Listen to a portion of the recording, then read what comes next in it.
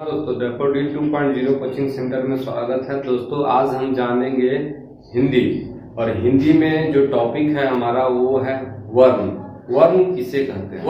वर्ण उस मूल ध्वनि को कहते हैं जिसका खंड या टुकड़ा नहीं किया जाए। जैसे दोस्तों अगर क या अ, इसको दोस्तों क्या टुकड़ा कर सकते हैं? दोस्तों इसको कर सकते हैं। तो अगर ये मिलेगा तो क जोड़ अ मिलेगा।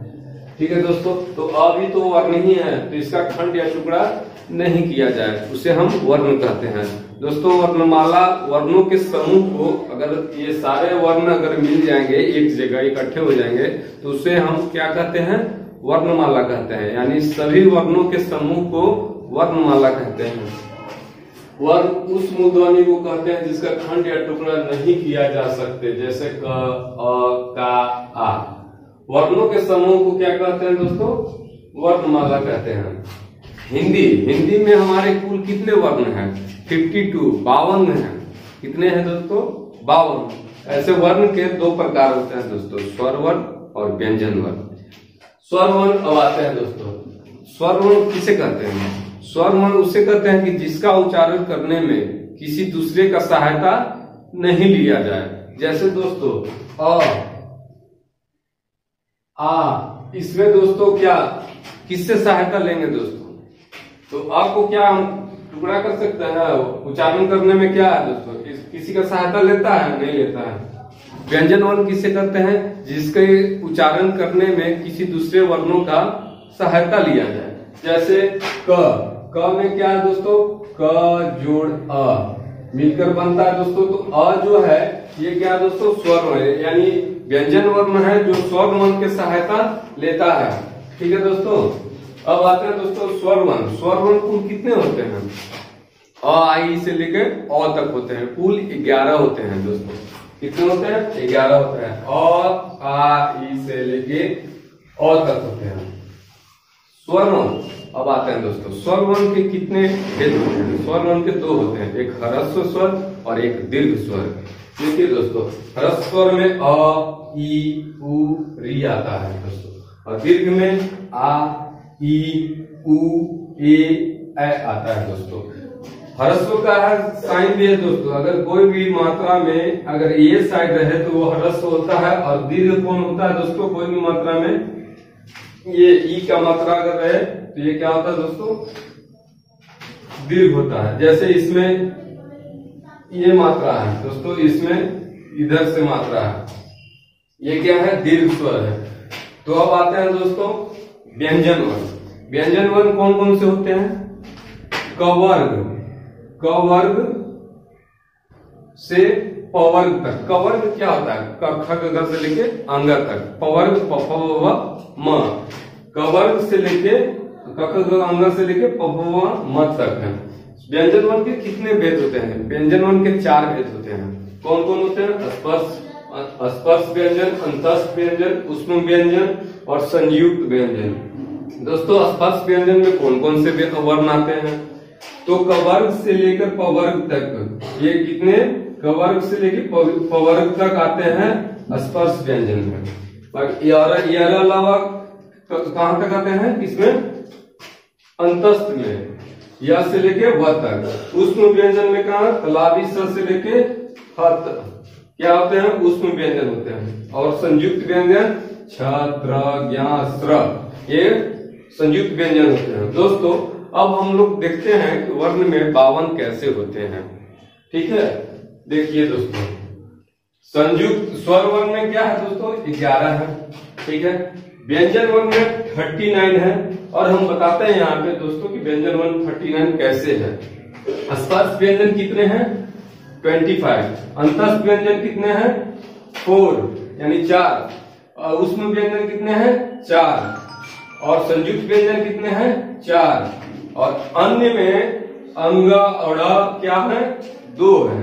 तो कितने हो गए? 25 4 29 4 33 और 4 37 और 2 39 हो गए ना दोस्तों। और अयोग एक ये होते हैं अयोग वा, जो 2 होते हैं। और कौन कौन होते हैं? अ और अ विसर्ग जो होते हैं ये 2 अयोग वा होते हैं। तो दोस्तों देख लीजिए, आप 52 जोड़कर आ जाएगा दोस्तों ये पूरा हिंदी में 52 वर्ण होते हैं और सारा खेल हिंदी में यहीं से स्टार्ट होता है दोस्तों। अगर हिंदी व्याकरण का सबसे अगर आधार या बेस बोलो तो ये हमारा वर्ण ही होता है।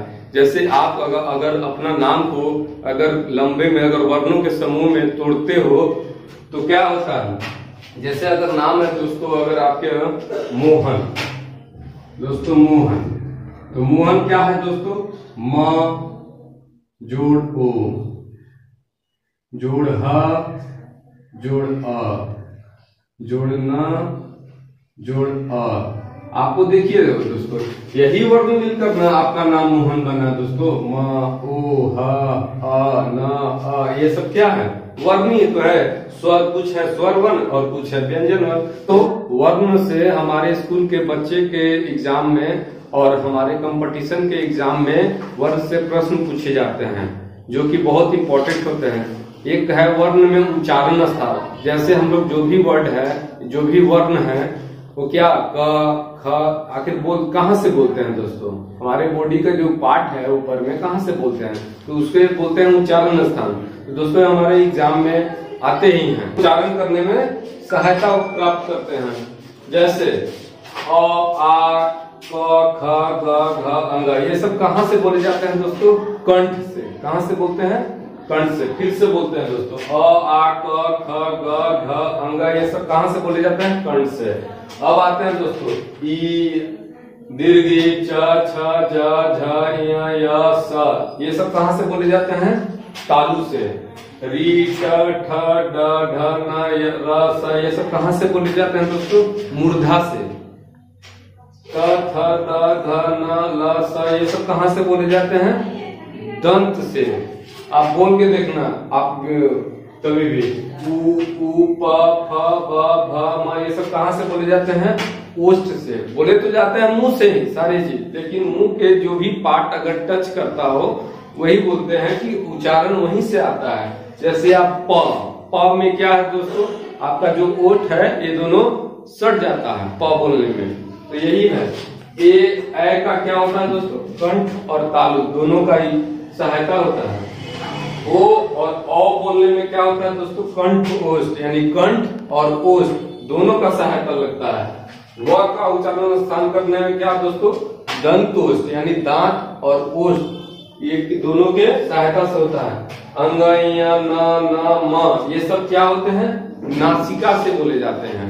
ठीक है दोस्तों, अगर इसको अगर ऐसे आपको याद नहीं है तो मत याद कीजिए, इससे कुछ हम जैसे अपना ट्रिक है। और क्या है दोस्तों कि हम जैसे संस्कृत में मैंने मेरे गुरुजन सिखाए थे कि अ कु विसर्जिया नाम कंठ, अ कु विसर्जिया नाम कंठ, यानी अ आ का वर्ग ह विसर्ग का उच्चारण स्थान कंठ होता है। आप ऐसे याद कर सकते हो। इचु यसानाम तालु, इचु यसानाम तालु, इसका क्या है दोस्तों, ऋतु रसानाम मूर्धा। इसको क्या है दोस्तों, लतुल रसानम दंत, लतुल रसानम दंत। इसका उपपदनीय नाम ओष्ठ, उपपदनीय नाम ओष्ठ। ए दैतो कंठ तालु, ओ दैतो कंठोष्ठ, वकारस दंतोष्ठ, और यमंग नाम नासिका। ये सब है याद करने का। अगर आपको अगर एक एक वर्ण नहीं याद आते हैं तो आप श्लोक टाइप का याद कर लो कि अ कु विसर्जिया नाम कंठ, इचु यसा नाम तालु, ऋतु रसा नाम मूर्धा, यमंग नाम नासिका, ये दैतो कंठ तालु, ओ दैतो कंठोष्ठ, वकारस दंतोष्ठ, ये सब ऐसे याद कर लीजिए। दोस्तों अगर वीडियो अच्छा लगे तो लाइक और शेयर करना ना भूलें और चैनल को सब्सक्राइब करके बेल आइकन बटन को दबा दें। धन्यवाद।